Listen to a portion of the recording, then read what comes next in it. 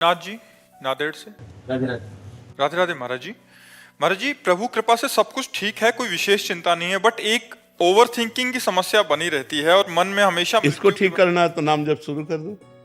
जहां व्यर्थ के विचार आते हैं, जहां इधर उधर की कल्पनाएं आती हैं, वहां नाम लिखना शुरू करो। राधा राधा राधा, बहुत सुंदर हो जाएगा, बहुत आनंद आ जाएगा। जहां ओवर थिंकिंग है वही नाम चला दो, जीवन सार्थक हो जाएगा। ये लोक परलोक सब मंगल में हो जाएगा। ठीक है, नाम चलाओ। नाम ही सब कुछ है। हमारे हर प्रश्न का उत्तर नाम है, हमारे जीवन की साधना का फल नाम है। हम सब संतों की वाणियों का सार बता रहे नाम है। जो नाम जप करेगा वो उतना ही महान बनेगा जितना अधिक नाम जप करेगा। हर समस्याओं का समाधान नाम है। आप नाम जप के देख लीजिए, जो होना होगा वो होके रहेगा, जो नहीं होना वो हो ही नहीं सकता। भगवान के सिद्धांत में मगन रहो, नाम जप करो, हर विपत्ति पर विजय प्राप्त करो नाम जप करके। जो चाहोगे वो प्राप्त हो जाएगा, जो चाहोगे। हमारी बात मान लो, नाम जप करो, कोई पैसा नहीं लगता, कोई कठिन नहीं। राम राम कहने में क्या कठिन, राधा राधा कहने में क्या कठिन, जो चाहोगे। तुलसीदास जी के चरणों में जब अकबर बादशाह ने ताज उतार के रखा ना, तो गोस्वामी जी के आंसू आ गए। तो बाद में संतों ने पूछा कि अकबर ने प्रणाम किया, इस आनंद के कारण आंसू आ गए? बोले नहीं, कि जब तुलसी राम का नहीं था तो मांगे कौर नहीं मिलता था, और आज राम का है तो बादशाह पैरों में ताज उतार के रख रहा है। तो ये बात समझना है, भगवान के नाम में, भगवान का हो जाने में जो जीवन का आनंद है वो किसी पद में नहीं। वो कितना भी बैंक बैलेंस कर लो नहीं, कितना भी सुख सामग्री एकत्रित कर लो, शांति नहीं मिलेगी। दीपक जी। राधे राधे। राधे राधे महाराज जी। गुरुदेव, क्या सांसारिक रिश्ते भागवतिक प्रेम के मार्ग की पाठशाला हो सकते हैं? सांसारिक रिश्तों में जब महत्वाकांक्षा, अहम, मोह मतलब कम हो जाए, शुद्ध निस्वार्थ प्रेम रह जाए, तो क्या ये ईश्वर प्रेम का एक स्वरूप ही है? निस्वार्थ प्रेम होना तो बहुत कठिन है, नहीं? तब हमें पता चले जब हम जिससे प्रेम करते हो हमारे सामने हमारे प्रति प्रतिकूल व्यवहार करें, फिर भी हमारा प्रेम सुरक्षित रहे, तो हमारा निस्वार्थ प्रेम है। इसकी परीक्षा है। जैसे हम आपसे प्रेम करते हैं और आप हमारे प्रतिकूल चले, फिर भी हम आपको प्रेम करें, तो इसका मतलब हमारे अंदर स्वार्थ बुद्धि नहीं थी। स्वार्थ बुद्धि अनुकूलता की चाह करती है, और स्वार्थ ना होने के कारण आपके प्रतिकूल व्यवहार का हमारे ऊपर कोई फर्क नहीं पड़ा, और हम ज्यों का त्यों आपका मंगल मनाएंगे, आपका शुभ करेंगे, आपके अनुकूल चलेंगे। इसे प्यार कहते हैं। अगर ये है तो निस्वार्थ प्यार है, अगर ये नहीं है तो बड़ा मुश्किल है। संसार में निस्वार्थ प्यार होना ये बड़ा कठिन है, बड़ा कठिन है। स्वार्थ की कुछ ना कुछ गंध लेकर ही प्यार हमारा बढ़ता है। रूपवान, गुणवान, धनवान, परिवार का मेरा परिजन, कहीं ना कहीं कोई ना कोई आज नहीं तो कल ही हमारे काम आएगा।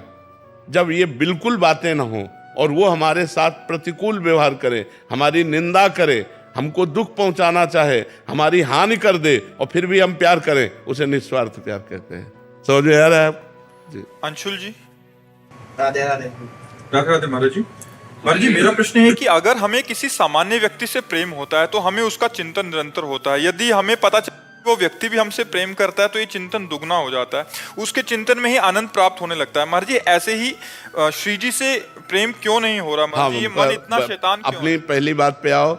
हम उसका चिंतन करते हैं, फिर अगर पता चल जाए कि वो हमें प्यार करता है, तब तो हम दुगना चिंतन हो जाए। बहुत सुंदर सूत्र है, पर पहले सूत्र में टिक जाओ तुम। पहला अपने ही मुख से जो आपने वर्णन किया, उसके पहले सूत्र में टिक जाओ। केवल अनन्य चिंतन, अनन्यस चिंतयन्तो माम। अब आओ इस कसौटी पे। मेरे तो गिरधर गोपाल दूसरों न कोई। तुम अपना चिंतन संभालो तो तुम्हें उत्तर मिल जाएगा कि श्री जी आपको कितना प्यार करते हैं। किसी बीच की गवाही की जरूरत नहीं पड़ेगी, वो डायरेक्ट आपके हृदय में पता चलने लगेगा कि अपार कृपा लाडली जू की है, मेरे ऊपर लाडली जू की अपार दया है, मुझे बहुत प्यार करते हैं श्री जी। ये अनुभव होने लगेगा, छाती में अनुभव होने लगेगा। कोई फोन थोड़ी आएगा, अपने आप अनुभव होने लगेगा, अपने आप हृदय में। अब हम कैसे बताएं तुमको कि जब हम प्रभु से जुड़ते हैं तुम्हारे हृदय में कितना आनंद होता है, अपार आनंद होता है, एक अपार मस्ती होती है। न मृत्यु का भय, न जीने की चाह, न कोई लाभ, न कोई हानि, एक अद्भुत मस्ती होती है। तो पहले अपना क्षेत्र संभालो। अनन्य चेता सततम यो माम स्मृति नित्य सा। मेरा अनन्य चिंतन हो। अभी तो चिंतन बटता है, अभी चिंतन छूटता है, अभी चिंतन भूल जाते हैं हम। पहले अपने क्षेत्र को संभालो। हमारा एकाकी प्रेम होना चाहिए। मैं आपसे प्यार करता हूं, आप मुझे प्यार करो या ना करो, ऐसे भगवान से प्यार करना चाहिए। और भगवान तो प्यार समुद्र है, हम उनके अंश होकर जब इतना प्यार करेंगे तो वो हमारे अंशी समुद्र हैं। प्रेम भगवान प्रेम समुद्र है, वो हमें कितना प्यार करेंगे ये हमें अनुभव में आएगा। पहले खूब नाम जप करो, भगवान का चिंतन न छूटने पावे। समझ पा रहे हो आप? विराट दर्शन दीक्षित जी। श्री शाम सदा। महाराज जी जब जब हम भगवत मार्ग में प्रवृत्त होते हैं तब तब षड दोष काम क्रोध मद आदि अपनी सारी शक्ति से हमें परास्त कर देते हैं। महाराज जी इसका हाँ बिल्कुल, ये मतलब अक्षरशः सत्य है, इसमें कोई संशय नहीं। क्योंकि जब तक हमें पहलवान कोई देखे कि हमारे नीचे रहता है तब तक वो उपेक्षा करता रहता है। जब ये समझ में आता है कि हमको लतियाना चाहता है तो पूरी ताकत लगा देता है। तो हम जब भगवान की तरफ चलते हैं तो ये जो षड विकार हैं ये हमारे ऊपर हावी हो जाते हैं बहुत गंदे तरीके से। मतलब जब हम किसी को अपने वश में करना चाहते हैं तो कोई भी हथकंडा अपनाना पड़े। ऐसे ही काम क्रोध जब कोई साधक भगवान के मार्ग में चलता है तो पूरा अपना प्रभाव दिखाते हैं। तो इनका प्रभाव और भगवान के नाम का प्रभाव दोनों अलग हैं।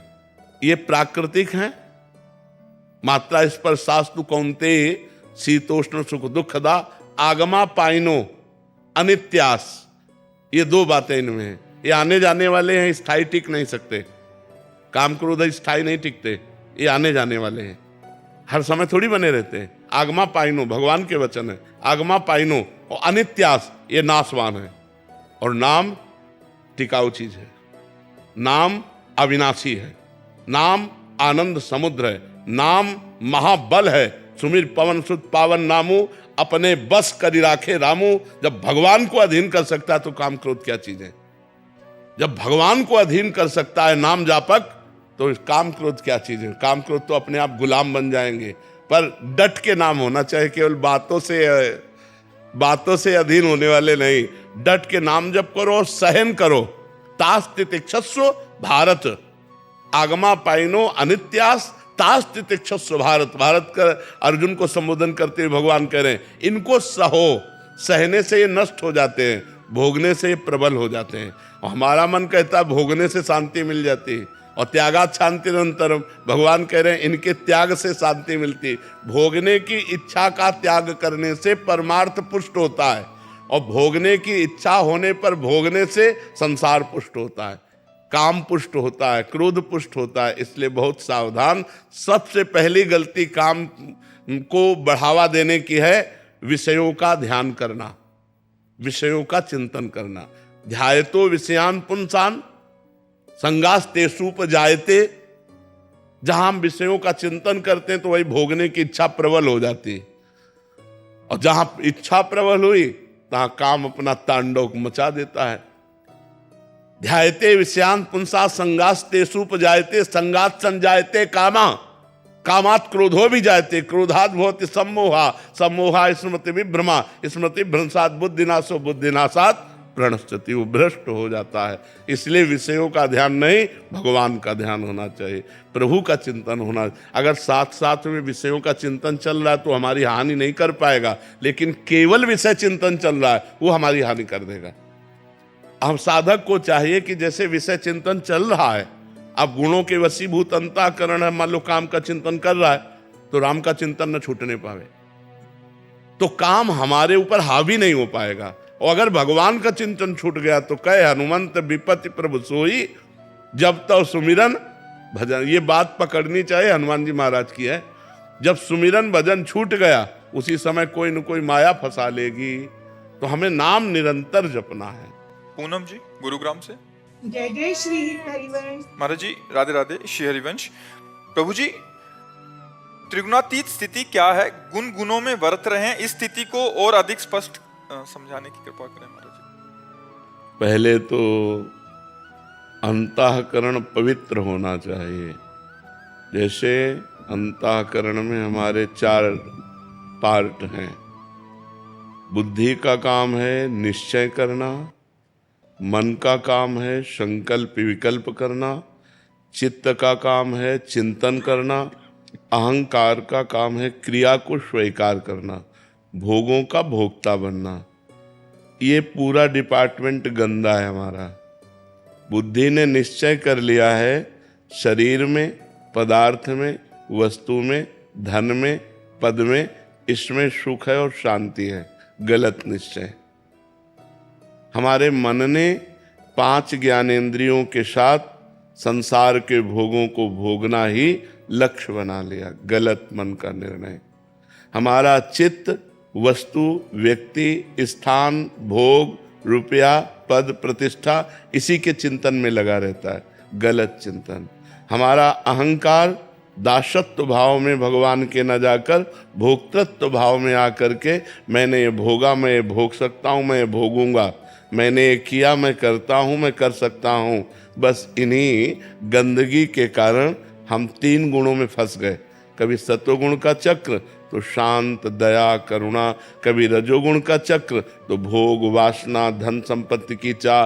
कभी तमोगुण का चक्र तो निद्रा, आलस्य, प्रमाद। ये स्थितियां आ जाती हैं। जब हम निरंतर भगवान का नाम जप करते हैं, हमारा निश्चय एक होता है कि परमात्मा के सिवा सब असत्य है।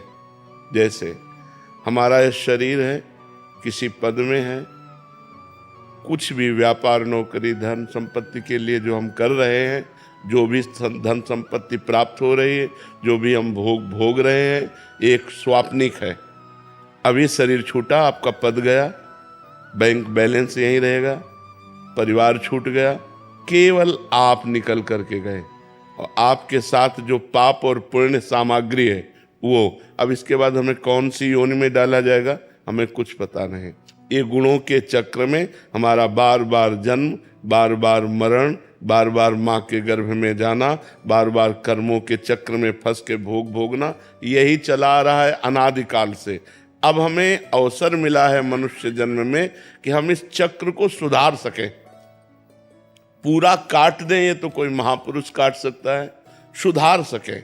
अब हमारे द्वारा ऐसे पापाचरण ना बने जिसके कारण हमारी दुर्गति हो। हम सबसे अच्छी योनि में आ गए हैं, मनुष्य योनि। अब हमारे द्वारा ऐसे आचरण ना हो कि हम सुअर कुत्ता बने जाके, भूत प्रेत बने जाके। हमें कम से कम पुनः मनुष्य शरीर मिले, हम पुनः अपने राष्ट्र की सेवा कर सके, पुनः हम भगवान का भजन करके सुख और शांति को प्राप्त कर सके। तो ये जो गुणों का चक्र है, इस चक्र से हम तब मुक्त होते हैं जब 3 शरीरों से हमारा राग खत्म हो जाता है। स्थूल शरीर, इसके अंदर है सूक्ष्म शरीर, उसके अंदर है कारण शरीर, और सबके प्रकाशक तत्व के रूप में आत्मा विराजमान है। जब हम अपने आत्मस्वरूप का ज्ञान प्राप्त कर लेते हैं, तीनों शरीरों के राग से मुक्त हो जाते हैं, तो हम त्रिगुणातीत हो जाते हैं। और जो त्रिगुणातीत हो जाता है उसका लक्षण होता है, वो मान रहित होता है, वो मोह रहित होता है। कोई भी विषय भोग सामने उपस्थित होने पर भोगने की इच्छा नहीं होती। निरंतर आत्मस्वरूप के चिंतन में मगन रहता है। विनिवृत्त कामा, समस्त कामनाएं उसकी शांत हो जाती हैं। मान अपमान, सुख दुख, लाभ हानि, निंदा स्तुति, इसमें वो समान हो जाता है। वो परम पद का अधिकारी होता है। निर्माण अमोहा जित संग दोषा, अध्यात्म नित्या विनिवृत्त कामा, द्वंद्व विमुक्ता सुख दुख संगई, गच्छन्त मूढ़ा पदमव्ययम तत्। अब त्रिगुणातीत पुरुष गुणानुगुण वर्तन्ते मनुष्या पार्थ सर्वसा। ये कैसे देखता है? जैसे हम देख रहे हैं कि आप क्रिया कर रहे हैं, लेकिन उसमें अहम नहीं कि मैं कर रहा हूं। ऐसे वो देख रहा है कि ये 5 भौतिक शरीर सूक्ष्म शरीर के द्वारा प्रेरित होकर ये क्रिया कर रहा है, मैं नहीं कर रहा हूं। और जो क्रिया हो रही है वो गुणों में हो रही है, कभी सत्वगुण में, कभी रजोगुण में, कभी तमोगुण में। वो ज्ञानी महात्मा अपने को अकर्ता जब अनुभव करता है, वो मोक्ष को प्राप्त हो जाता है। समझ पाए? किसका प्रश्न था? डॉक्टर देवराज जी, जयपुर से। राधे राधे महाराज जी। महाराज जी, ये मनुष्य जीवन अत्यंत दुर्लभ है और इसका परम लक्ष्य आत्म साक्षात्कार एवं परमात्मा की प्राप्ति है। इसके लिए कई मार्ग हैं, जैसे ज्ञान योग, भक्ति योग, कर्म योग तथा राजयोग आदि। इसमें ध्यान देना है, समस्त मार्गों का उद्देश्य परमात्मा प्राप्ति है। तो समस्त मार्गों का मुख्य साधन क्या है? चाहे कर्मयोग हो, चाहे ज्ञान योग हो, चाहे भक्ति योग हो, या जो भी योग, अष्टांग योग हो, सबका मुख्य साधन क्या है, मुख्य लक्ष्य क्या है, ये बात समझो। अष्टांग योग चित्त वृत्ति निरोधा सा योग, जो चित्त वृत्ति का निरोध कर दे, चित्त वृत्ति को रोक दे संसार में जाने से और परमात्मा में स्थित कर दे, उसे योगी कहते हैं।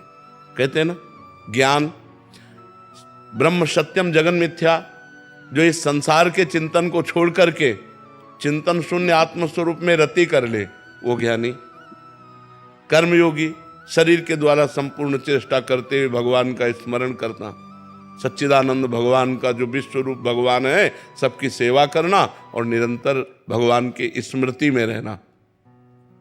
भक्त भगवान के लिए संपूर्ण कर्म करना और भगवान की लीला गुण का गान करते हुए चित्त वृत्ति का निरंतर भगवदाकार कर देना।